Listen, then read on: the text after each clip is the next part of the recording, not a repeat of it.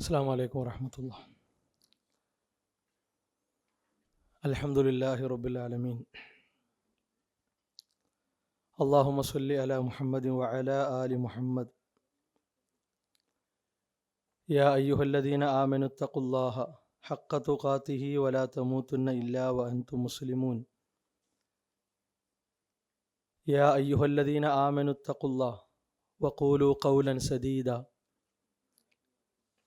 യുസ്ലിഹ് ലക്കും അഅമാലക്കും വയഗ്ഫിർ ലക്കും ദുനൂബക്കും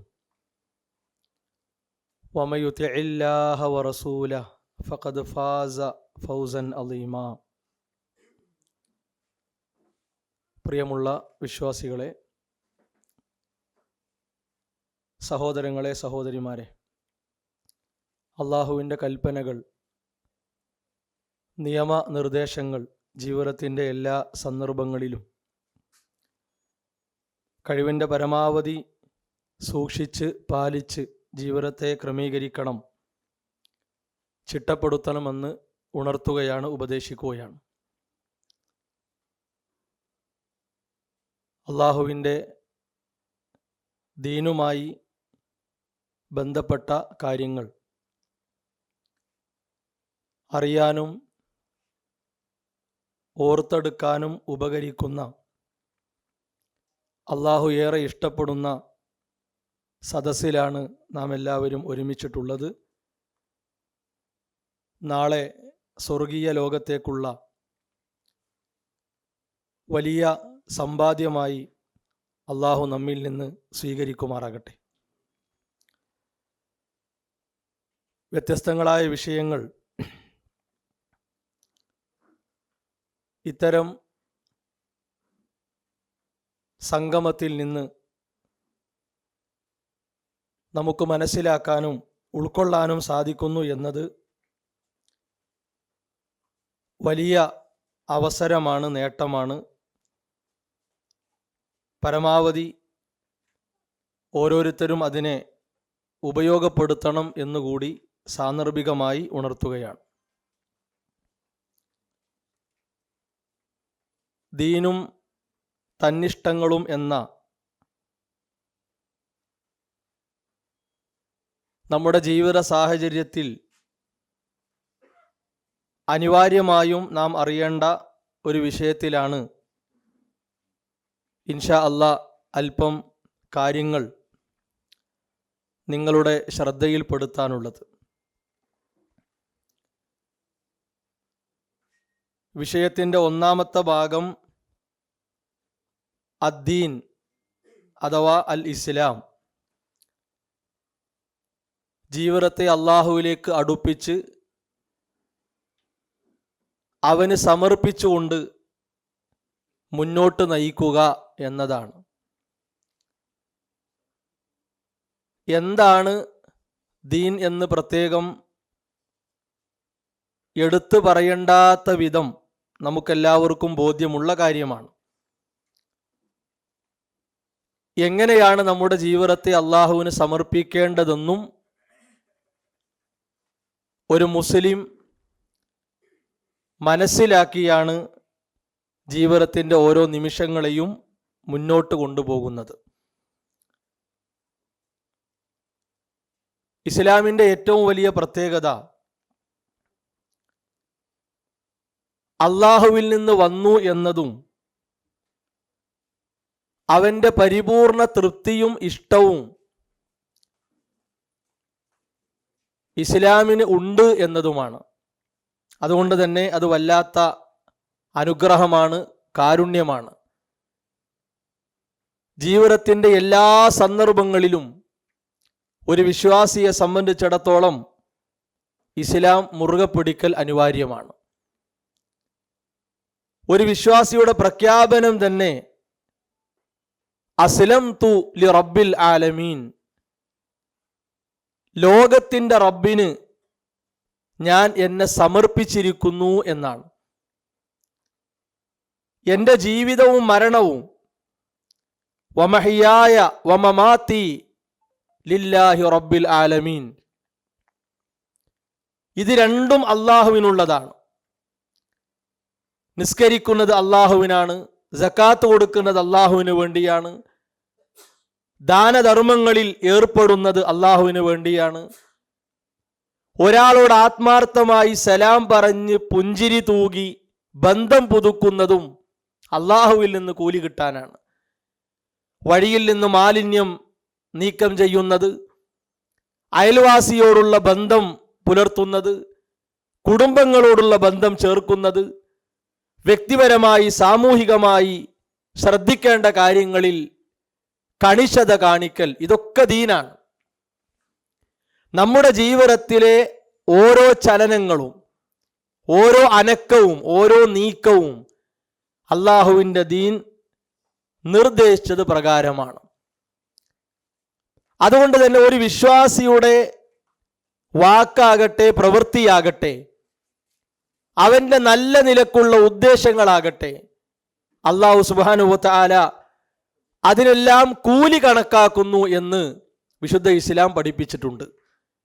അപ്പോൾ നമ്മുടെ ആത്മാർത്ഥമായ വാക്കുകൾ വെറുതെയല്ല, ആത്മാർത്ഥമായ പ്രവർത്തനങ്ങൾ വെറുതെയല്ല, സത്യസന്ധമായ നല്ല നിലക്കുള്ള വിചാരങ്ങൾ വെറുതെയല്ല.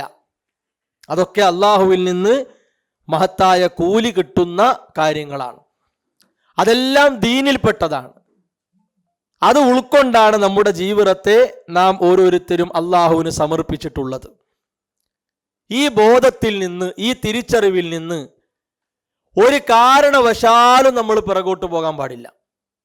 പല ആളുകളും പറയും, എത്രയോ പുരോഗതി കൈവരിക്കപ്പെട്ട, വളരെയധികം വളർച്ച ലോകത്തുണ്ടായ, എന്തെന്നില്ലാത്ത മാറ്റങ്ങൾക്ക് നമ്മളൊക്കെ സാക്ഷികളായിക്കൊണ്ടിരിക്കുന്ന ഈ കാലഘട്ടത്തിൽ എന്ത് പ്രസക്തിയാണ് ദീനുള്ളത്? എന്താണ് എവിടെയും ദീന് എന്ന് പറയുന്നതിൻ്റെ അർത്ഥം? ദീന് വേണം, വേണ്ട എന്നല്ല. ഇവിടെ നമുക്ക് ദീന് വേണ്ട, അവിടെ നമുക്ക് ദീന് വേണ്ട, പിന്നെ എവിടെയാണ് ദീൻ ആവശ്യം? അങ്ങനെ ഓരോരുത്തരും ഇവിടെ വേണ്ട അവിടെ വേണ്ട എന്ന ചോദ്യങ്ങളിലൂടെ ദീനിൻ്റെ വില കുറച്ചു കാണുകയാണെങ്കിൽ അത്തരക്കാരിൽ എവിടെയാണ് ദീനിന് സ്ഥാനമുണ്ടാവുക?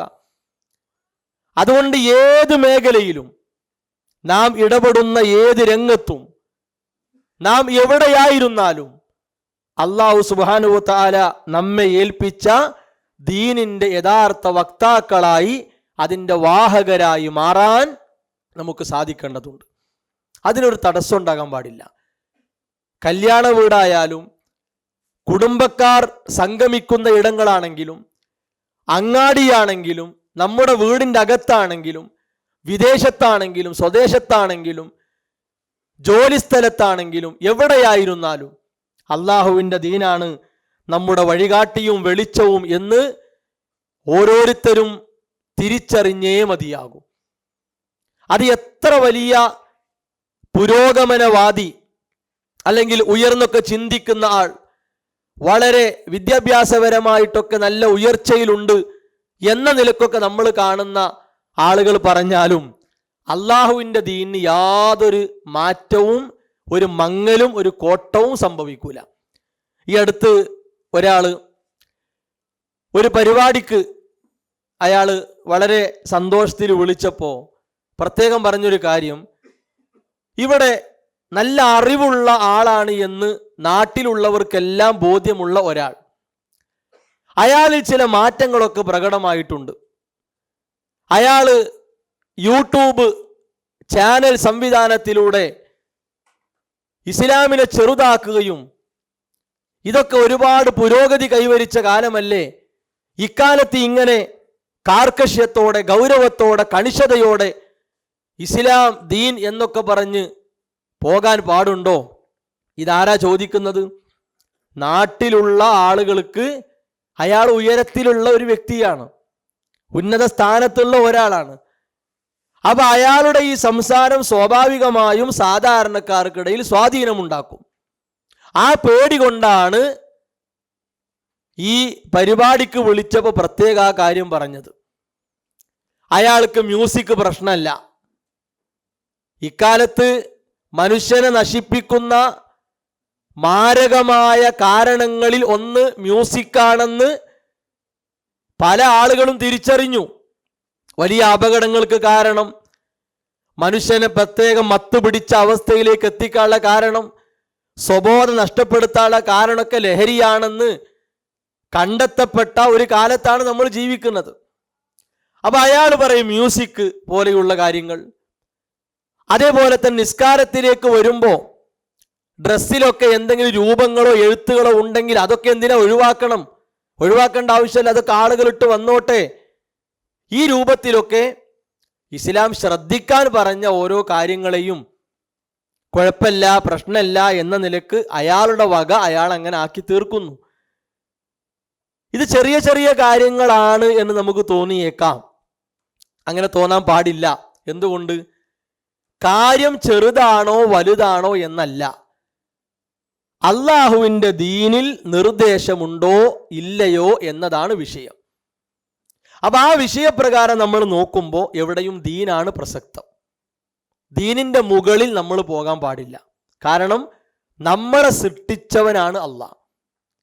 നമ്മുടെ ജീവിതം എങ്ങനെ പോകണം എന്ന വഴികാട്ടിയാണ് ദീൻ. അപ്പൊ ആ ദീനിന്റെ മേലെ നമ്മൾ വന്ന എന്താ അവസ്ഥ? അതൊരിക്കലും പാടില്ല. റസൂലുള്ളാഹി സ്വല്ലല്ലാഹു അലൈഹി വസല്ലം പ്രാർത്ഥിച്ചല്ലോ, അല്ലാഹുമ്മ അസ്ലിഹ് ലി ദീനി, അല്ലാഹുവേ എൻ്റെ ദീൻ എനിക്ക് നന്നാക്കി തരണം. ആ ദീനിന്റെ പ്രത്യേകത അല്ലദീ ഹുവ ഇസ്മത്തു അംരി എന്നാണ്. എൻ്റെ കാര്യങ്ങളുടെ തീരുമാനമാണ് ആ ദീൻ. ഞാൻ എന്താകണം, എന്താകാൻ പാടില്ല, എന്ത് പറയണം, പറയാൻ പാടില്ല, എവിടെ പോകണം, പോകാൻ പാടില്ല, എന്ത് ചെയ്യണം, ചെയ്യാൻ പാടില്ല എന്ന് വ്യക്തമാക്കി തന്ന ഒരു നിയമ സംഹിതയാണ്, ഒരു ശരീഅത്താണ് അള്ളാഹുവിൻ്റെ ദീൻ. അള്ളാഹുവിൻ്റെ തൃപ്തി നിറഞ്ഞു നിൽക്കുന്ന ഒന്നാണത്. അതിനെ ഇഷ്ടപ്പെടാനും അതിൻ്റെ യഥാർത്ഥ വാഹകരായി അനുയായികളായി മാറാനും വിശ്വാസികളായി നമുക്ക് സാധിക്കേണ്ടതുണ്ട്. ഇത് നമ്മുടെ വിഷയത്തിൻ്റെ ഒരു ഭാഗമാണ്. രണ്ടാമത്തെ ഭാഗമാണ് ഏറ്റവും പ്രധാനം. അഥവാ തന്നിഷ്ടങ്ങൾ, ദേഹേച്ഛ, ഓരോരുത്തർക്കും തോന്നിയതൊക്കെ ദീനാക്കി മാറ്റാനുള്ള ഒരു വെപ്രാളം. അതിനാണ് അറബിയിൽ അൽ ഹവ എന്ന് പറയുക. ഖുർആൻ ഒരുപാട് സ്ഥലങ്ങളിൽ ഈ പദം കൊണ്ടുവന്നിട്ടുണ്ട്. അൽ ഹവ എന്ന് പറയും. സാധാരണയായി നമുക്ക് അറിയുന്നൊരു വാക്ക് തന്നെയാണ് ഹവ എന്നത്. അതിൻ്റെ അർത്ഥം തന്നിഷ്ടം. എന്താണ് ഒരാൾക്ക് തോന്നിയത് അത് ചെയ്യുക, അത് പ്രവർത്തിക്കുക എന്നതാണ്. ചിലപ്പോൾ മാനുഷികമായി നമ്മളൊക്കെ എനിക്കങ്ങനെ തോന്നി, എനിക്കങ്ങനെയാണ് തോന്നുന്നത് എന്ന് പറഞ്ഞു പോകാറുണ്ട്. അത് മനുഷ്യ പ്രകൃതിയുടെ ഭാഗമാണ്. അതിന് വിലക്കില്ല. അത് ഇസ്ലാം ഒരിക്കലും വിരോധിച്ചിട്ടില്ല. പക്ഷെ ഇസ്ലാം എവിടെയാണ് വിലക്കിയത്? ആ തോന്നൽ പ്രകാരം നമ്മൾ പറയാനോ പ്രവർത്തിക്കാനോ സന്നദ്ധരായാൽ അതാണ് പ്രശ്നം. ഒരാൾ പറയുക എനിക്കിങ്ങനെ തോന്നിയത്, അയാളങ്ങനെ പറഞ്ഞു, പിന്നെ അയാൾക്ക് തോന്നുകയാണ് എന്തിനാപ്പ നിസ്കാരം, അയാൾക്ക് തോന്നുകയാണ് എന്തിനാപ്പ സക്കാത്ത്, അയാൾക്ക് തോന്നുകയാണ് എന്തിനാണ് ഒരു ഖുർആൻ പാരായണം, അല്ലെങ്കിൽ എന്തിനാണ് എന്ന നിലക്ക് ഓരോ വിഷയത്തിലേക്കും എന്തിനാണ് എന്ന ചോദ്യം ഇങ്ങനെ കയറ്റി കൊടുക്കുക. അപ്പൊ അയാളെ വാക്കും അയാളെ പ്രവൃത്തിയും ഒക്കെ എന്താകും? ആ വിചാരത്തിനനുസരിച്ച് മുന്നോട്ട് പോകുന്ന ഒരു പ്രവണത പ്രകടമാകും. മഹാനായ ശൈഖുൽ ഇസ്ലാം ഇബ്നു തൈമിയ്യ റഹിമഹുല്ലാഹ് അദ്ദേഹം ഈ വിഷയത്തിൽ പറഞ്ഞ ഒരു വാക്കുണ്ട്. നഫ്സുൽ ഹവാ വശഹവ ലാ യുആഖബു അലൈഹി എന്നാണ്. ഒരാളെ മനസ്സിൽ ഇങ്ങനെ തോന്നി, അല്ലെങ്കിൽ എന്തോ ഒരു ചിന്ത വന്നു, അതു കാരണം അയാൾ ശിക്ഷിക്കപ്പെടുകയില്ല. ബൽ അലാ ഇത്തിബാഇഹി വൽ അമലി ബിഹി, അയാൾ ശിക്ഷിക്കപ്പെടൽ എങ്ങനെയാണ്? ആ തോന്നൽ കൊണ്ട് അയാൾ അതിനെ പിൻപറ്റുകയും അതനുസരിച്ചുകൊണ്ട് പ്രവർത്തിക്കുകയും ചെയ്താൽ ശിക്ഷ അള്ളാഹിന്റെ അടുത്ത് ഉണ്ടാവും. രണ്ട് വ്യത്യാസം മനസ്സിലാക്കി തന്നെ പോകണം. ഒന്ന് പ്രകൃതിയാലുള്ള ഒരു തോന്നൽ, ഒരു വിചാരമാണ്. ആ വിചാരത്തിൽ അള്ളിപ്പിടിച്ച് പലതും ചെയ്യാനും പലതും പറയാനും ഒരാൾ തയ്യാറായാൽ അയാൾക്ക് ശിക്ഷയുണ്ടാകും. ഫൈദാ കാനത്തിൻ നഫ്സു തഹ്വാ വഹുവ യൻഹാഹാ കാന നഹിയുഹു ഇബാദതൻ വഅമലൻ സ്വാലിഹ എന്നാണ്. ഒരാളെ മനസ്സ് അയാളോട് പലതും ഇങ്ങനെ മന്ത്രിച്ചു. അത് ചെയ്തോ, അങ്ങനെ പറഞ്ഞോ, ഇങ്ങനെ വിചാരിച്ചോ, അതൊന്നും കുഴപ്പമില്ല എന്ന് അയാളെ മനസ്സ് അയാളോട് ഇങ്ങനെ പറയുക. പക്ഷെ അയാൾക്കൊരു പേടി, ഞാനത് പറഞ്ഞാൽ, ഞാനത് ചെയ്താൽ, ഞാൻ അങ്ങനെ ചിന്തിച്ച് മുന്നോട്ട് പോയാൽ എനിക്ക് മാത്രമല്ല, ഞാൻ കാരണം പലർക്കും അത് അപകടമാണ്, പലർക്കും അത് പ്രശ്നമുണ്ടാകാൻ കാരണമാണ് എന്ന് മനസ്സിലാക്കി അയാൾ ആ തെറ്റായ ചിന്തയിൽ നിന്ന് മാറി നിന്നാൽ അല്ലാഹ് ഒരു ഇബാദത്തിന്റെ കൂലി കൊടുക്കുന്നതാണ്. ഒരു സൽക്കർമ്മമായി ആ നിലപാടിനെ അള്ളാഹു കണക്കാക്കും. റസൂലുള്ളാഹി സ്വല്ലല്ലാഹു അലൈഹി വസല്ലമയുടെ ഹദീസിന്റെ വെളിച്ചത്തിലും വിശുദ്ധ ഖുർആനിലെ ആയത്തിന്റെ അടിസ്ഥാനത്തിലുമാണ് ശൈഖുൽ ഇസ്ലാം ഈ കാര്യം പറഞ്ഞത്. അദ്ദേഹം തെളിവായി കൊടുത്ത ആയത്ത് അറിയോ? വഅമ്മാ മൻ ഖാഫ മഖാമ റബ്ബിഹി വനഹൻ നഫ്സ അനിൽ ഹവാ. അള്ളാഹുവിന്റെ മുമ്പിൽ നിൽക്കണമെന്ന പേടി, ഞാനിവിടെ നാട്ടുകാരെ മുമ്പിലോ കുടുംബക്കാരെ മുമ്പിലോ കൂട്ടുകാരെ മുമ്പിലോ സഹപ്രവർത്തകരെ മുമ്പിലോ സഹപാഠികളെ മുമ്പിലോ നിന്നാ പോരാ. എന്നെ പടച്ച് പരിപാലിച്ച് എൻ്റെ ആരാധ്യനായി എനിക്ക് വേണ്ട എല്ലാം സംവിധാനിച്ച എൻ്റെ റബ്ബിന്റെ മുമ്പിൽ ഞാൻ ഒറ്റക്ക് നിൽക്കേണ്ട ഒരു ദിവസം വരാണ്ട്, ഒരു സമയം വരാനുണ്ട്. അവിടെ എനിക്ക് തുണയായി ആരുമില്ല, എനിക്ക് തണലായി ആരുമില്ല. ഒരു നഖം കൊണ്ടുപോലും, ഒരു നഖത്തിന്റെ പൊട്ടുകൊണ്ടുപോലും നമ്മളെ സഹായിക്കാൻ ആരും ഉണ്ടാവില്ല. അങ്ങനെ നമ്മൾ ഒറ്റക്കാകുന്ന ദിവസം, ആ ദിനത്തെ പേടിച്ച് ദേഹേച്ഛകളെ തൊട്ട് മാറി നിന്നവർ ഫഇന്നൽ ജന്നത ഹിയൽ മഅ്വാ, അവർക്ക് അല്ലാഹ് കൊടുക്കുന്ന സങ്കേതം സ്വർഗമാണ്. ദേഹേച്ഛകളെയും തോന്നിയ രൂപത്തിലുള്ള വികാരങ്ങളെയും ദുഷിച്ച ചിന്തകളെയും ജീവിതത്തിൽ നിന്ന് അകറ്റി ജീവിക്കുന്നവരിലേക്ക് ഏറ്റവും അടുത്തു നിൽക്കുന്ന കൺകുളിർമയുടെ അനുഗ്രഹീത ലോകമാണ് സ്വർഗം എന്നുള്ളത്. ആ സ്വർഗത്തിന് വേണ്ടി നമ്മൾ പണിയെടുക്കുമ്പോൾ നമുക്കുണ്ടാകുന്ന വലിയ ഒരു തടസ്സമാണ് തന്നിഷ്ടങ്ങൾ. ഇപ്പൊ ഇവിടെ ഇരിക്കുന്ന നമുക്കെല്ലാവർക്കും പല ചിന്തകളുണ്ടാവും, പല തോന്നലുകളുണ്ടാവും. ഇന്നലെ തോന്നിയ ഒരു കാര്യം ഇന്ന് ചെയ്യണമെന്ന് വിചാരിച്ച് അത് ഇന്ന് വേണ്ട എന്ന് വെച്ച മാനസികാവസ്ഥ ഇരിക്കുന്നവരുണ്ടാവും. ഇന്ന് വേണ്ട, നാളെ ചെയ്യുക, നാളെയാണ് കുറച്ചുകൂടി നല്ല അവസരം എന്നൊക്കെ വിചാരിക്കുന്നവരുണ്ടാകും. പല മാനസിക അവസ്ഥകളിൽ ആണായാലും പെണ്ണായാലും ഉണ്ടാവും. അത് ത്വബീഅത്താണ്, മനുഷ്യന്റെ പ്രകൃതമാണ്. ആ പ്രകൃതത്തെ നമ്മൾ പേടിക്കേണ്ടത് എങ്ങനെയാണ്? എൻ്റെ റബ്ബിന് കൊടുക്കേണ്ട ഇഷ്ടം, എൻ്റെ റബ്ബിന് കൊടുക്കേണ്ട അനുസരണം, എൻ്റെ റബ്ബിനോട് കാണിക്കേണ്ട അടുപ്പം, ഇതിന് വിഘാതം സൃഷ്ടിക്കുന്ന, ഇതിനെ ഇല്ലാതെയാക്കുന്ന തരത്തിൽ എൻ്റെ ഇഷ്ടം എനിക്കൊരു പ്രശ്നമായി, ഒരു രോഗമായി മാറുന്നുണ്ടോ എന്നാണ് നമ്മൾ ഭയക്കേണ്ടത്.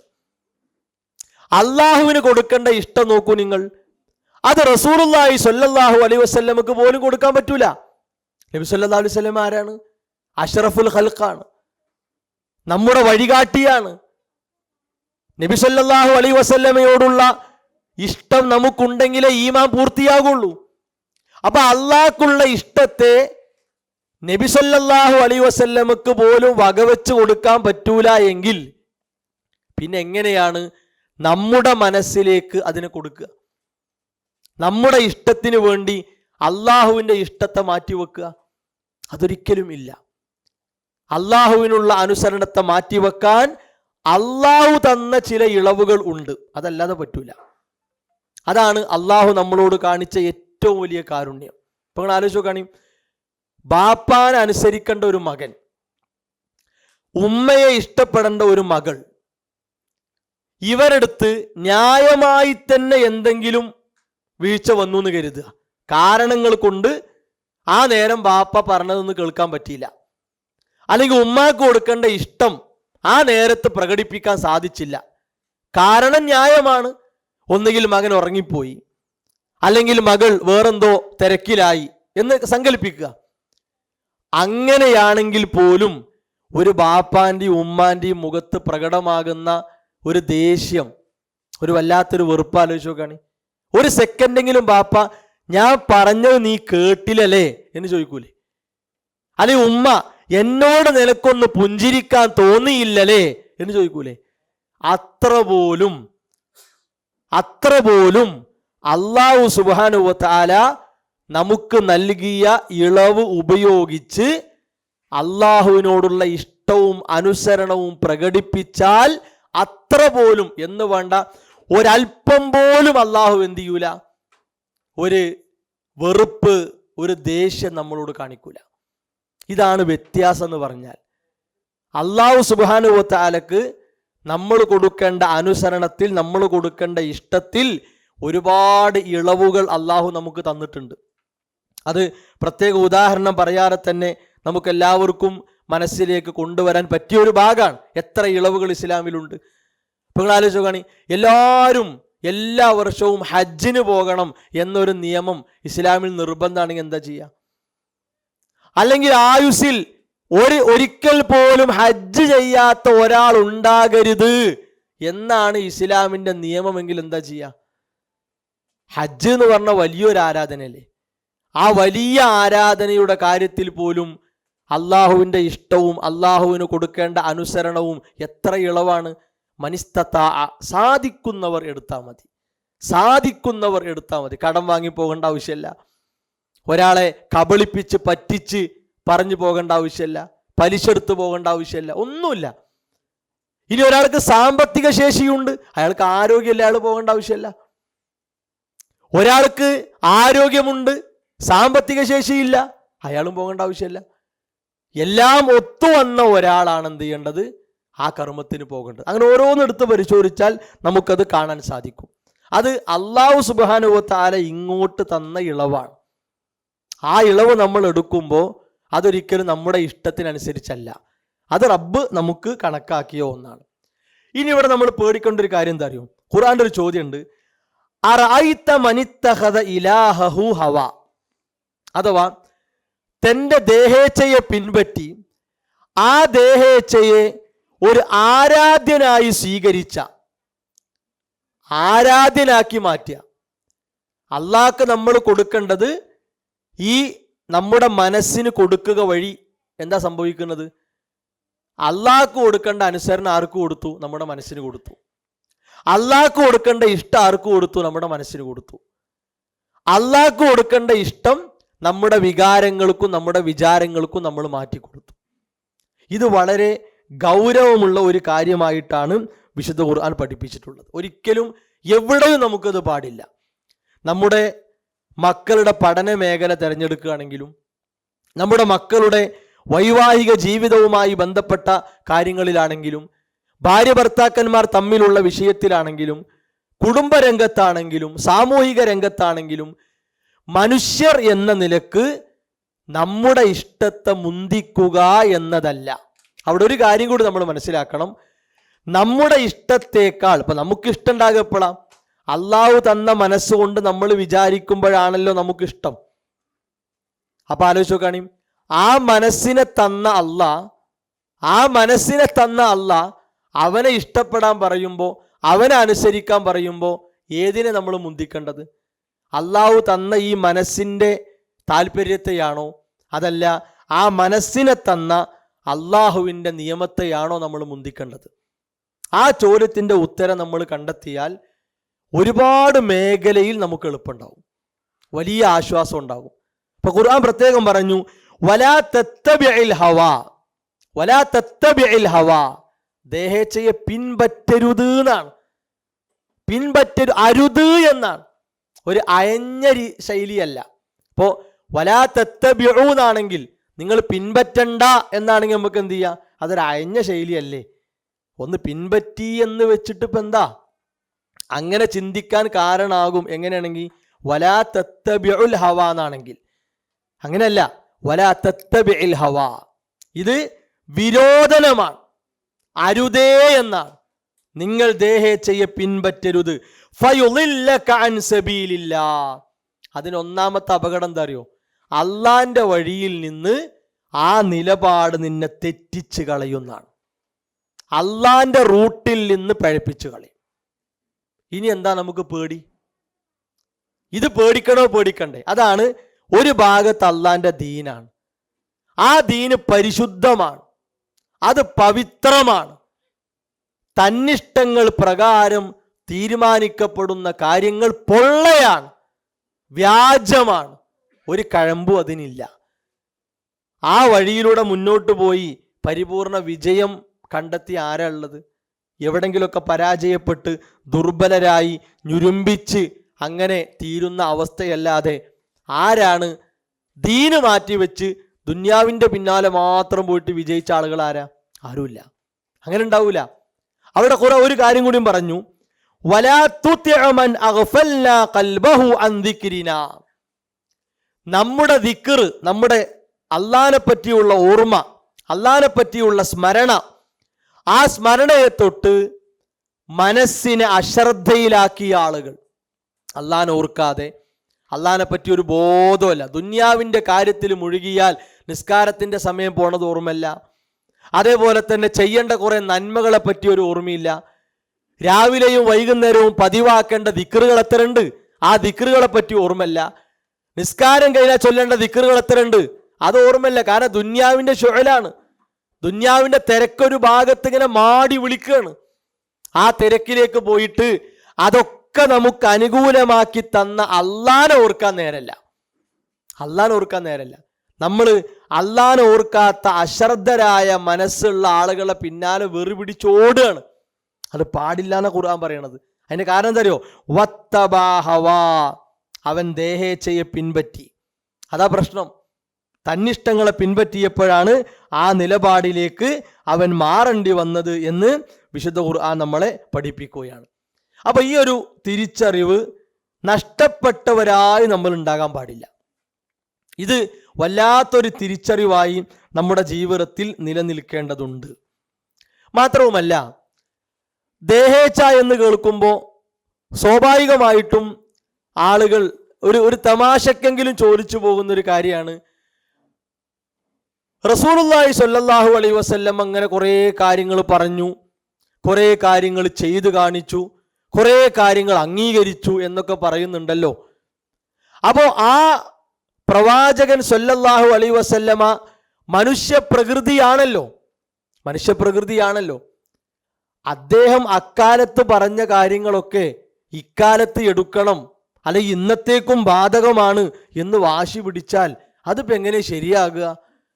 അതിന് എന്ത് യുക്തിയാണുള്ളത്, അതിനെന്ത് ന്യായമാണുള്ളത് എന്ന് ചോദിക്കുന്ന ആളുകളുണ്ട്. ഈ ചോദ്യം യഥാർത്ഥത്തിൽ അവർക്ക് അറിവില്ലാത്തത് കൊണ്ടല്ല.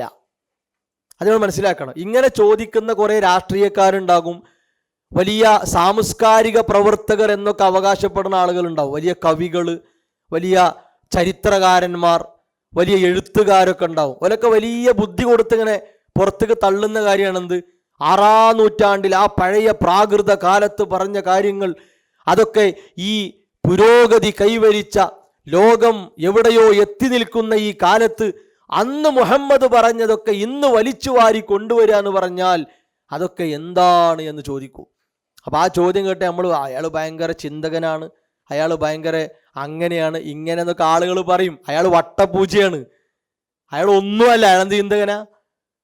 അയാൾക്ക് ആത്മാർത്ഥമായ നല്ല ഒരു ചിന്ത ഉണ്ടെങ്കിൽ അയാളത് പറയില്ല. അതാ അയാൾക്ക് അറിവില്ലായിട്ട്, അയാൾക്ക് അറിവുണ്ട്, അറിവാണ് അയാളെ കൊണ്ടത് പറയിപ്പിച്ചത്. പക്ഷെ ആ അറിവ് എന്താ അറിയോ? വിവേകമില്ലാത്ത അറിവാണ്. അഥവാ മക്കത്തെ മുശിരിക്കിനെ പറ്റി പറഞ്ഞല്ലോ, മക്കത്തെ അന്നത്തെ അവിശ്വാസികളെ പറ്റി വിശുദ്ധ ഖുർആൻ എടുത്തു പറഞ്ഞൊരു കാര്യമാണ്. റസൂലുള്ളാഹി സ്വല്ലല്ലാഹു അലൈഹി വസല്ലമയുടെ ഹദീസിലൊക്കെ വന്നൊരു കാര്യമാണ്, അവർ ജാഹിലിയ ആളുകളായിരുന്നു. അപ്പം നമ്മൾ കേട്ടാൽ വിചാരിക്കും ഒന്നും അറിയാത്ത, വളരെ അടിയിൽ പാമരന്മാരായി ഒരു വസ്തുവിന് പറ്റാത്ത ആളുകളായി ജീവിച്ചവരാന്നൊക്കെ നമുക്ക് തോന്നിപ്പോവും. കാരണം അവരെ പറ്റി ഖുർആൻ പച്ചക്ക് പറഞ്ഞു, ജാഹിലുകളാന്നൊക്കെ പറഞ്ഞു. ആ ജഹില ഏതാണെന്നറിയോ? വിവേകമില്ല എന്നാണ്. അറിവില്ലായിട്ടല്ല, അവർക്ക് നല്ല അറിവുണ്ട്. എങ്ങനെ കച്ചവടം ചെയ്യണം, എങ്ങനെ യുദ്ധം ചെയ്യണം, എങ്ങനെ എല്ലാ അറിവും ഓൽക്കുണ്ട്. പക്ഷെ അവർക്ക് എന്തില്ല? അറിവിനൊത്ത വിവേകം അവർക്കില്ല. അതേ ഗണത്തിലാണ് ഇങ്ങനെ പറയുന്ന ആളുകളും വരിക. വേറൊന്നും ചിന്തിക്കണ്ട. ഇങ്ങനെ ആര് പറഞ്ഞാലും, അത് ഒരു മൗലവി പറഞ്ഞാലും ഒരു ഉസ്താദ് പറഞ്ഞാലും ഒരു അധ്യാപകൻ പറഞ്ഞാലും ജാഹിലീങ്ങളെ ഗണത്തിലേ എന്ത് ചെയ്യാൻ പറ്റുള്ളൂ, ആ സ്വഭാവം കൊണ്ട് അയാളെ പെടുത്താൻ പറ്റുള്ളൂ. നിങ്ങൾ ആലോചിച്ച് നോക്കുകയാണെങ്കിൽ ഖുർആൻ അതിന് ഒരു മറുപടി തന്നല്ലോ. അങ്ങനെ ചിന്തിക്കുന്ന ആളുകൾക്ക് ചെറിയൊരായത്തിലൂടെ ഖുർആൻ പറഞ്ഞു വമാ യന്തിഖു അനിൽ ഹവാ, വമാ യന്തിഖു അനിൽ ഹവാ. നബി സല്ലല്ലാഹു അലൈഹി വസല്ലമ ദേഹേച്ഛ തൊട്ടൊന്നും പറഞ്ഞിട്ടില്ല. അവിടെ ഷെയ്ഖ് നാസിർ സഅദി റഹിമഹുല്ലാഹ് പ്രത്യേകം ഒരു പദം കൊണ്ടുവരുന്നുണ്ട്. അഥവാ ഹവ എന്ന് പറയുമ്പോൾ അത് മനുഷ്യന്റെ സ്വദറിൽ നിന്നാണ്, മനുഷ്യന്റെ ഹൃദയത്തിൽ നിന്ന് പല കാരണങ്ങളാൽ പൊട്ടിപ്പുറപ്പെടുന്ന ചില ചിന്തകളാണ്. ആ ചിന്തകളെ ഉപയോഗിച്ച് റസൂലുള്ളാഹി സ്വല്ലല്ലാഹു അലൈഹി വസല്ലം ഒന്നും പറഞ്ഞിട്ടില്ല, ദീനായി ഒന്നും പറഞ്ഞിട്ടില്ല. ഇൻ ഹുവ ഇല്ലാ വഹ്യു യൂഹാ, വ്യക്തമായ ദിവ്യബോധനം. ഓരോ പ്രശ്നത്തിലേക്കുമുള്ള ആയത്ത് അല്ലാഹ് ഇറക്കി കൊടുത്തു. അതിൻ്റെ വിശദീകരണം ഇന്നതാണ്, ഇതാണ് എന്ന് റസൂലുള്ളാഹി സ്വല്ലല്ലാഹു അലൈഹി വസല്ലമക്ക് അറിയിപ്പ് കൊടുത്തു. അത് അവിടുന്നിൻ്റെ വാക്കായി നമ്മൾ ആ അറിയിപ്പ് പ്രകാരം നമ്മളെ പഠിപ്പിച്ചു. ദീനിൻ്റെ കാര്യങ്ങളൊക്കെ അങ്ങനെ. എന്നാൽ ദുന്യാവിൽ സ്വഹാബത്തുമായി പലതും പങ്കുവച്ചിട്ടുണ്ട്. ദുന്യാവുമായി ബന്ധപ്പെട്ട കാര്യം പറയുമ്പോൾ എന്നെക്കാൾ കൂടുതൽ നിങ്ങൾക്കാണത് അറിയുക, എനിക്കത് വല്ലാതെ വശമല്ല. ഇപ്പം എത്രത്തോളം എന്ന് പറഞ്ഞാൽ രണ്ടാളുകൾ തമ്മിൽ തർക്കം ഉണ്ടായി കഴിഞ്ഞാൽ അതിന് പരിഹാരം കിട്ടാൻ വേണ്ടി റസൂലുള്ളാഹി സ്വല്ലല്ലാഹു അലൈഹി വസല്ലമിന്റെ അടുക്കൽ പോകും. അപ്പം അവർ വന്ന ഉടനെ നബി സല്ലല്ലാഹു അലൈഹി വസല്ലം പറയുന്ന വാക്കെന്താ അറിയോ? നിങ്ങളിൽ ആരാണോ കാര്യങ്ങൾ കൂടുതലായി പറയുന്നത് അതനുസരിച്ചായിരിക്കും ഞാൻ വിധി പറയാം. കാരണം എനിക്ക് നിങ്ങളെ അവസ്ഥ അറിയില്ല, എന്താണ് നിങ്ങൾക്കിടയിലെ പ്രശ്നം എന്ന് നിങ്ങളെ മനസ്സ് വായിക്കാൻ എനിക്ക് കഴിയൂല. അതുകൊണ്ട് ഉള്ളത് സംഭവിച്ചത് എന്താന്നുള്ളത് എന്നോട് തുറന്ന് പറയണം, ഇന്നതാണ് എന്ന് പറയണം. അപ്പോഴേ എനിക്ക് അതിൻ്റെ വിധി പറയാൻ പറ്റുള്ളൂ. അത് ഒരു ഭൗതിക നിലപാടാണ്. എന്നാൽ അത് കേട്ട് വിധി പറയൽ മതപരമായ നിലപാടാണ്. ആ വിധി പറയുന്നിടത്ത് റസൂലുള്ളാഹി സ്വല്ലല്ലാഹു അലൈഹി വസല്ലം പറഞ്ഞല്ലോ, സ്വന്തം മകൾ ഫാത്തിമയാണ് കട്ടതെങ്കിലും കൈപ്പടം കൊത്തിയാണ് മുറിക്കുന്നതാണ്. കൈപ്പടം കൊത്തിയാണ് മുറിക്കുന്നു. അത് ദീനാണ്. അവിടെ എൻ്റെ ചോരയാണ്, എൻ്റെ കരളിൻ്റെ കഷ്ണം, ഖിതാത്തു ഖബ്ദി ഫാത്തിമ എന്ന് ഞാൻ പറഞ്ഞതാണ്. ഞാനുമായി ആദ്യം ചേരുന്നത് എൻ്റെ പ്രിയപ്പെട്ട മകളാണ്. അതുകൊണ്ടൊരളവ് കൊടുക്കാൻ പറ്റൂല, അത് ദീനാണ്. എന്നാൽ ആ വക്കാലത്ത് ചോദിക്കലോ അത് ദുന്യാവാണ്. അവിടെ റസൂലുള്ളാഹി സ്വല്ലല്ലാഹു അലൈഹി വസല്ലം പറഞ്ഞു വക്കാലത്തിന് എന്നെ കിട്ടൂല, കാരണം അത് ദീനിന് പറ്റൂല. അപ്പൊ റസൂലുള്ളാഹി സ്വല്ലല്ലാഹു അലൈഹി വസല്ലമ അവിടുന്ന് ഇഷ്ടപ്രകാരം ഒന്നും എന്തായിട്ടില്ല, പറഞ്ഞിട്ടില്ല. ഇതാണ് മനസ്സിലാക്കിയാൽ പിന്നെ ഇതെങ്ങനെ ഈ കാലത്തേക്ക് പറ്റുക, അതെങ്ങനെ ആ കാലത്തേക്ക് പറ്റുക എന്ന ചോദ്യത്തിന് ഒരു പ്രസക്തിയില്ല. ഈ ലോകം അവസാനിക്കുന്നത് വരെ ഇവിടെ ആരൊക്കെ വരുന്നുണ്ടോ അവർക്ക് പഠിക്കാനും പ്രാവർത്തികമാക്കാനും അല്ലാഹു സുബ്ഹാനഹു വ തആല സംരക്ഷിച്ച ഒന്നാണ് വിശുദ്ധ ഇസ്ലാം എന്നത്. ആ ഇസ്ലാമാകുന്ന മാർഗത്തിൽ നിന്ന് നമ്മെ തെറ്റിക്കുന്ന ഏറ്റവും വലിയ ഒരു രോഗം, ഒരു അപകടമാണ് ദേഹേച്ഛ, തന്നിഷ്ടം എന്നത്. അതാണ് നമ്മൾ ചുരുക്കത്തിൽ മനസ്സിലാക്കേണ്ടത്. ഇനി ഇതിൻ്റെ അപകടങ്ങളെപ്പറ്റി പല നിലക്കും പണ്ഡിതന്മാർ ചർച്ച നടത്തിയിട്ടുണ്ട്. അപ്പം ആ അപകടങ്ങളാണ് ശരിക്കും നമ്മൾ ഈ കാലത്തേക്കൊന്നും ചേർത്ത് വായിക്കേണ്ടത്. ഒരാളിപ്പോൾ ചിന്തിക്കുക, എനിക്കിപ്പോൾ പ്രത്യേകിച്ച് പ്രശ്നമൊന്നും ഇല്ലല്ലോ, ഞാനങ്ങനെ എൻ്റെ ഇഷ്ടപ്രകാരം ഒന്നും പറയലില്ല, എൻ്റെ ഇഷ്ടപ്രകാരം ഒന്നും ചെയ്യലില്ല, എൻ്റെ ഇഷ്ടത്തിനനുസരിച്ച് കണ്ട് ഒരു വിധിയും ഞാൻ മാറ്റാറില്ല, ഒരായത്തിനെ തള്ളാറില്ല, ഒരു ഹദീസിനെ വേണ്ട എന്ന് വെക്കാറില്ല എന്നൊന്നിപ്പോൾ, അതുകൊണ്ട് എനിക്ക് അത്ര ബാധകമല്ല എന്ന് നമ്മിൽ ഒരാൾ ചിന്തിക്കാൻ പാടില്ല. കാരണം എന്താ അറിയോ, നമ്മളെപ്പോലെയുള്ള പല ആളുകളും ദേഹേച്ഛകൾക്ക് അടിമപ്പെട്ടത് കാരണം ഉയർന്നു നിൽക്കുന്ന ഒട്ടനവധി പ്രശ്നങ്ങൾക്ക് നടുവിൽ ജീവിക്കുന്ന ഒരാളാണ് നമ്മൾ. ഒട്ടനവധി പ്രശ്നങ്ങൾക്ക് നടുവിൽ ജീവിക്കുന്ന ഒരാളാണ് നമ്മൾ. അത് കാരണമുണ്ടാകുന്ന നിരവധി പ്രശ്നങ്ങൾക്ക് പരിഹാരം പറഞ്ഞു കൊടുക്കേണ്ട ബാധ്യത ഏൽപ്പിക്കപ്പെട്ടവരിൽ ഒരാളാണ് നമ്മൾ. അത്തരം പ്രശ്നങ്ങളെ പരിഹരിച്ചെടുക്കാനുള്ള പ്രതിക്രിയ എന്താണോ അത് സമൂഹത്തിൽ നടപ്പിലാക്കാനുള്ള ചുമതല ഏൽപ്പിക്കപ്പെട്ടവരാണ് നമ്മൾ. അങ്ങനെ വരുമ്പോൾ ആ പ്രശ്നങ്ങൾ എന്തൊക്കെയാണ് എന്നുകൂടി നമ്മൾ അറിയണം. അപ്പം നമുക്ക് മനസ്സിലാവും, ശരിയാണ്, ഈ പ്രശ്നം ഇന്ന ആളിലുണ്ട്, ഈ പ്രശ്നം ഇന്നവരിലുണ്ട്, ഇത് ഇന്ന സ്ഥലത്തുണ്ട് എന്നൊക്കെ നമുക്ക് കൂട്ടി കൂട്ടി വായിക്കാൻ പറ്റും. അതിലൊന്നാമത്തെ പ്രശ്നം എന്താണ്? അള്ളാഹു തന്ന ഹിദായത്ത് നമ്മിൽ നിന്ന് നമ്മൾ അറിയാതെ കൊഴിഞ്ഞു പോകും എന്നതാണ് ഏറ്റവും വലിയ അപകടം. ദേഹേച്ഛക്ക് അടിമപ്പെട്ട ഒരാള് ഇഹ്ദിന സിറാത്തൽ മുസ്തഖീം എന്ന അള്ളാഹുവിന്റെ മുമ്പിൽ അയാൾ ആവർത്തിച്ചിങ്ങനെ പറയാണ്, നേർമാർഗത്തിലൂടെ ഞങ്ങളെ നയിക്കണേ എന്നല്ല അയാൾ പറയണത്. അതൊക്കെ പറഞ്ഞ് പുറത്തിറങ്ങിയിട്ട് അയാൾ ചെയ്യുന്ന പണി എന്താ അറിയോ? ഗൈരിൽ മഗ്ദൂബി അലൈഹിം വലദ്ദാലീൻ, ശപിക്കപ്പെട്ട, നിന്റെ കോപത്തിന് ഇരയാക്കപ്പെട്ട ആളുകളിൽ എന്നെ ഉൾപ്പെടുത്തരുതേ നാദാ എന്ന് എവിടെ വെച്ചാണോ അള്ളാഹിനോട് പറഞ്ഞത്, അവിടുന്ന് ഇറങ്ങിയ ഉടനെ അയാൾ പിന്നെ ചെയ്യണ പണി എന്താ അറിയോ? ഈ ജൂത ക്രൈസ്തവ വർഗത്തിന്റെ സ്വഭാവത്തിലേക്ക് അയാളാണ് പോകുക. എന്താ അങ്ങനെ പറഞ്ഞത്? ദേഹേച്ഛകൾ കൊണ്ട് ഏറ്റവും പരീക്ഷിക്കപ്പെട്ട രണ്ട് വർഗമാണ് അവർ. ദേഹേച്ഛകൾ കൊണ്ട് ഹവയെ പിൻപറ്റി പരമാവധി തെറ്റിലേക്ക് പോയ, പിഴവിലേക്ക് പോയ രണ്ട് വിഭാഗമാണ് അൽ യഹൂദ് വന്നസ്വാറ. അപ്പോൾ ഒന്നാമത്തെ ഇതിൻ്റെ ഒരു ലുറ്, ഒരു പ്രയാസം എന്നത് ഹിദായത്തിൽ നിന്ന് നമ്മൾ പുറത്താകുന്നുള്ളതാണ്. ഹിദായത്തിൽ നിന്ന് പുറത്താകുക എന്ന് പറഞ്ഞാൽ അതിനോളം വലിയ നഷ്ടം വേറെ വരാമല്ലോ. കാരണം അല്ലാഹുമ്മ ഇന്നി അസ്അലുക്കൽ ഹുദ, അള്ളാഹുവെ എനിക്ക് നേർമാർഗം നൽകണേ എന്നാണ് റബ്ബിനോട് നമ്മൾ ചോദിക്കുന്നത്. ഏറ്റവും കൂടുതലായി നൽകണേ എന്ന് നമ്മൾ ആവശ്യപ്പെട്ട കാര്യം എന്താ ജീവിതത്തിൽ? ആ പ്രാർത്ഥന എന്താ?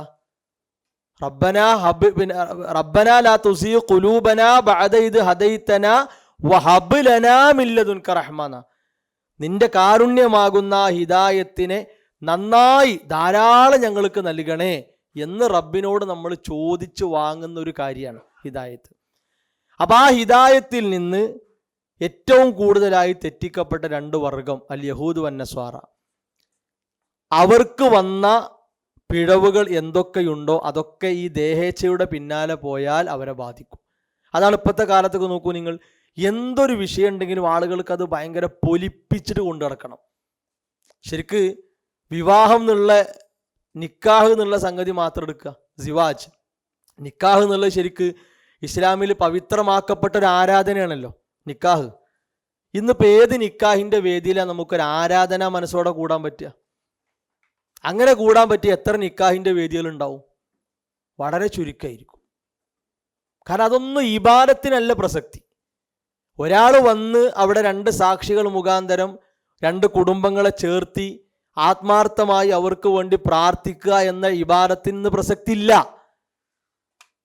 അത് എവിടുന്ന ആളുകൾ, അത് ദീനുന്ന ആളുകൾക്ക് വേണ്ട. അതും ഇങ്ങനത്തെ ഈ വിഭാഗത്തിൻ്റെ ആളുകളുടെ പിന്നാലെ പോയിട്ട് വിവാഹം എന്നതൊക്കെ വലിയ ആർഭാടമാക്കി മാറ്റി ലക്ഷങ്ങൾ കോടികളൊക്കെ പൊടിച്ച കണക്കിട്ട് ഇങ്ങനെ ഇരുന്നാലാൾ കല്യാണമാകുക എന്നുള്ളിടത്താണ്. എത്ര ലളിതമായി നടത്തേണ്ട ഒരു കാര്യം നോക്കൂ നിങ്ങൾ. ആളുകൾ ആ ഇബാദത്തിന് തച്ചുടച്ചില്ലേ, അതിനോട് ആളുകളുടെ മനോഭാവം അങ്ങനെ ആയില്ലേ. ഒരു വീട് കൂടെ, ഒരു പുതിയ വീട്ടിക്ക് മാറണമെങ്കിൽ വരെ ആദ്യ അജണ്ട ഇത്ര ലക്ഷം ഉണ്ടെങ്കിലേ നടക്കുള്ളൂ എന്നുള്ളതാണ്. അങ്ങനെ ഉണ്ടോ? അവനവന് റഹ്മത്തായി കിട്ടിയ ഒരു വീട്ടിൽ കയറാൻ എന്തിനാ ലക്ഷങ്ങൾ പൊടിക്കേണ്ട ആവശ്യം? ഒരു വാഹനം എടുക്കുന്നിടത്ത് വരെയുള്ള ആർഭാട് ആലോചിച്ച് നോക്കുകയാണ്. വാഹനത്തിനോ വലിയ വിലയാണ്, ഇനി ആ വാഹനം എടുക്കുന്നിടത്തുള്ള ആർഭാട് എത്രയാണ്? എല്ലാ മേഖലയും ഒരു ആഘോഷ ജ്വരത്തിലേക്ക് മാറ്റപ്പെട്ടു. അതൊന്നും ഹിദായത്തിൽ ഇസ്ലാമിൽ പെട്ടതല്ല. എങ്ങനെ നമുക്ക് പെടുത്താൻ പറ്റും? ഒരു വഴിയിലും പെടുത്താൻ പറ്റൂല. അപ്പം ആ നിലക്ക് ചിന്തിക്കുന്ന കുറേ ആളുകൾക്ക് നടുവിൽ നമ്മൾ ജീവിക്കുമ്പോൾ അതിലേക്ക് ഞാൻ മാറ്റപ്പെടാൻ പാടില്ല. എൻ്റെ കുടുംബത്തിൽ നിന്ന് ഒരുത്തൻ അതിലേക്ക് മാറിയാലും അവന് മാറാം, ഞാൻ അതിന് കുടപിടിക്കാൻ പാടില്ല എന്ന് നമ്മൾ മനസ്സിലാക്കണം. രണ്ടാമത്തെ അപകടം എന്താ വെച്ചാൽ, ഇന്നിപ്പോൾ ഏറ്റവും കൂടുതലായ ആളുകളെ ചർച്ച എവിടെ നോക്കിയാലും ഭിന്നതയാണ്, എവിടെ നോക്കിയാലും പ്രശ്നമാണ്, കുഴപ്പമാണ്, ഒരു ഐക്യമല്ല, ഒന്നിക്കണില്ല, ഇങ്ങനത്തെ വർത്തമാനാണ്. യഥാർത്ഥത്തിൽ ഈ ഛിദ്രതയും ഭിന്നതയും ഒക്കെ ഉടലെടുത്തത് എങ്ങനെ? അതിൻ്റെ പിന്നിലൊക്കെ ഒന്നോ രണ്ടോ അല്ലെങ്കിൽ ഒരു കൂട്ടം ആളുകളും ഉണ്ടാവും, ഉറപ്പാണ്. അങ്ങനെ ഇല്ലാതെ ഒരു ഭിന്നതയും ഒരു ഛിദ്രതയും ഉണ്ടായിട്ടില്ല. സത്യത്തെ മുറുകെ പിടിച്ച് ജീവിക്കുന്ന ആളുകളെ വേട്ടയാടാൻ മാത്രം പാകമായ പല്ലുകളുമായി കുറച്ച് ആളുകൾ ഉണ്ടാവും. അവരാ പല്ലുകൾ ഉപയോഗിച്ച് ഇവരെങ്ങനെ വേട്ടയാടും. അപ്പൊ സത്യത്തിന്റെ ആളുകൾക്ക് നിലനിൽക്കാൻ കഴിയൂല, സ്വസ്ഥത ഉണ്ടാവൂല. അങ്ങനെയാണ് എല്ലായിടത്തും നോക്കുകയാണെ. നമ്മൾ മനസ്സിലാക്കേണ്ട ഒരു കാര്യം എന്താ വെച്ചാൽ, മതം അള്ളാഹ് ഏൽപ്പിച്ചത് മനുഷ്യരെയാണ്. അത് പ്രത്യേകം മനസ്സിലാക്കണം. മതം അള്ളാഹ് ഏൽപ്പിച്ചത് മലക്കുകളല്ല. മലക്കുകളാണെങ്കിൽ ലാ യഅസൂന അല്ലാഹ മാ അമറഹു, അള്ളാഹ് കൽപ്പിച്ചതിന് എതിരായിട്ട് അവർ ചെയ്യൂല. മനുഷ്യനങ്ങനെയല്ല. അള്ളാഹ് എന്ത് പറഞ്ഞു അതിൻ്റെ അപ്പുറം കുറച്ച് പിടിക്കാൻ പറ്റുമോ ചിന്തിക്കുന്ന ആളാ മനുഷ്യൻ. മനസ്സിലാകണ്ടോ? അപ്പോൾ ആ പോരായ്മ എല്ലാ കാലത്തും ഉണ്ടാകും. മഹാനായ ഇബ്നു ബത്താർ റഹിമഹുല്ലാ അദ്ദേഹം പറഞ്ഞൊരു വാക്കുണ്ട്, ആദനല്ലാഹ്, നമ്മൾ അള്ളാഹുവിനോട് കാവൽ തേടുകയാണ്.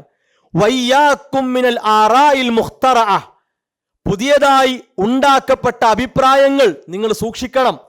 വൽ അഹ്വാഇൽ മുത്തബഅ, പിൻപറ്റപ്പെടുന്ന ദേഹേച്ഛകളെ സൂക്ഷിക്കണം. വൽ മദാഹിബൽ മുബ്തദഅ, പുതിയതായി ഉണ്ടാക്കപ്പെട്ട വഴികൾ അഭിപ്രായങ്ങൾ നിങ്ങൾ സൂക്ഷിക്കണം.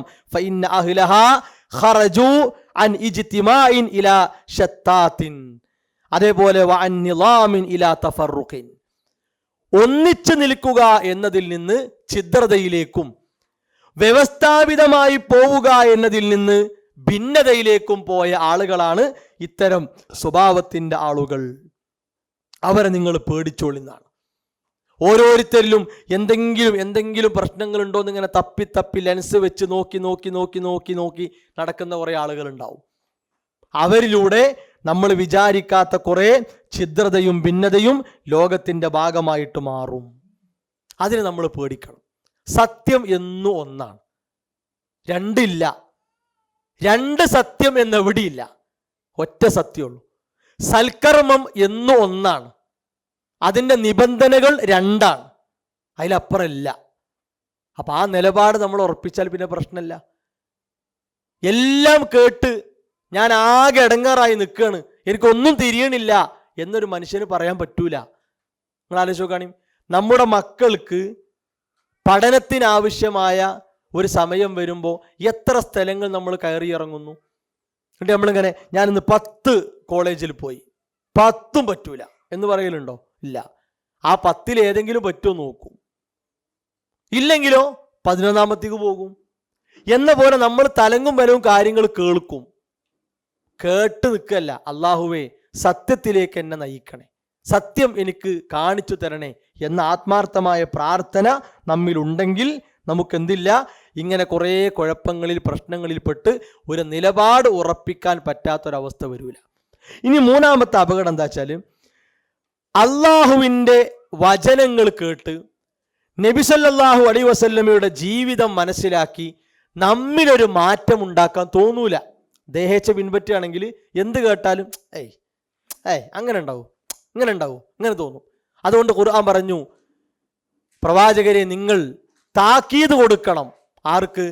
മയ്യഖാഫു വഈദ്, ഞാൻ നിങ്ങൾക്ക് മുന്നറിയിപ്പ് നൽകിയതിനെ പേടിക്കുന്നവർക്ക് നിങ്ങൾ താക്കീത് കൊടുക്കണം. ഫദക്കിർ ബിൽ ഖുർആനി മയ്യഖാഫു വഈദ് എന്നാണ് റസൂലുള്ളാഹി സ്വല്ലല്ലാഹു അലൈഹി വസല്ലമ ആ നിലക്കാണ് വിശുദ്ധ ഖുർആനിലെ ആയത്ത് ഓതിയിട്ട് നമ്മളെ പഠിപ്പിച്ചത്. അപ്പോൾ ഖുർആനും ഹദീസും കേട്ട് നമ്മുടെ ജീവിതത്തിൽ ഒരു മാറ്റം ഉണ്ടാകണമെങ്കിൽ എന്ത് വേണം?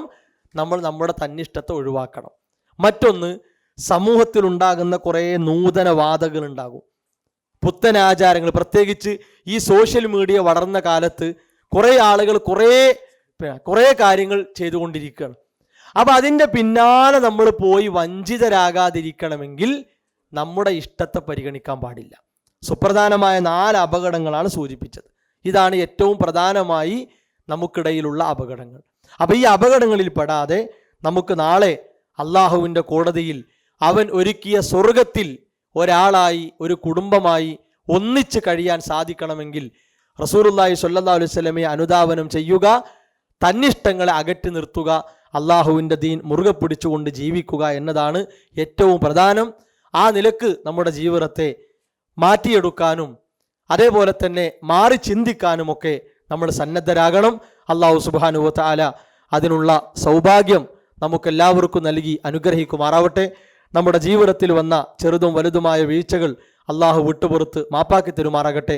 ലാ ഇലാഹ ഇല്ലല്ലാ മുഹമ്മദ് റസൂലുള്ള മരണം വരെ മുറുകെ പിടിച്ചുകൊണ്ട് ജീവിക്കാനുള്ള സൗഭാഗ്യം അള്ളാഹു നമുക്ക് പ്രദാനം ചെയ്യുമാറാകട്ടെ.